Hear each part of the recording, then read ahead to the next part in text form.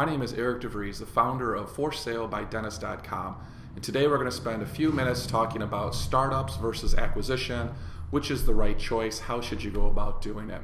The quick answer is when you're in the market for a practice or to build, you should be doing everything in your power to maximize your situation. Well, what does that mean?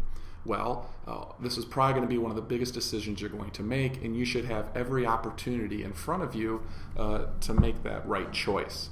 So why wouldn't you do both at the same time? Let's just take a random example. If you're looking to, let's say you want to acquire, you want 700,000-800,000 of collections, you want fee for service, you want 5 ops, and you want it in a general vicinity. Let's just pick Atlanta, okay? So you pick Atlanta with all of those criteria, you look around first, you go through all of your broker listings, they don't return your phone calls, so now you get frustrated. You try to do some cold calling on your own, you try to send out some postcards, some letters, to varying degrees of success. It takes time, number one. So the first thing is, when you do an acquisition, don't expect things to move terribly quickly. We find that it usually takes anywhere between 3 and 6 months for someone to find a dental practice. And who knows, it depends on what you're looking for, where you're looking for, but the overall process takes time. I say that because while you're doing this, you should also be looking over here. Again, with our illustration, if we're looking for that kind of a level in, what did I say, Atlanta, Georgia, well, you might be looking at a startup at the same time.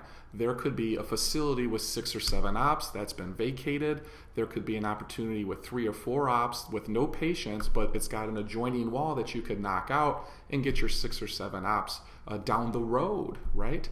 You could also then look for maybe a smaller dental practice, maybe something between 2 and 500,000 that technically wouldn't cash flow through the acquisition if that's the only thing you were going to do. But looking at maybe marrying that into a startup where you build something with those additional operatories, you bring that smaller book over and treat it as a startup. Banks will finance off of what's called non-goodwill transactions, so you can marry those two possibilities together. So what I'm trying to say here is that when you think about a white car, right? It's easy to find white cars when you're thinking about white cars. Energy follows focus, right? So whatever you focus, if you're focusing on an acquisition only, you're only going to see acquisition opportunities. If you're looking at startup only, you're only going to see startup opportunities.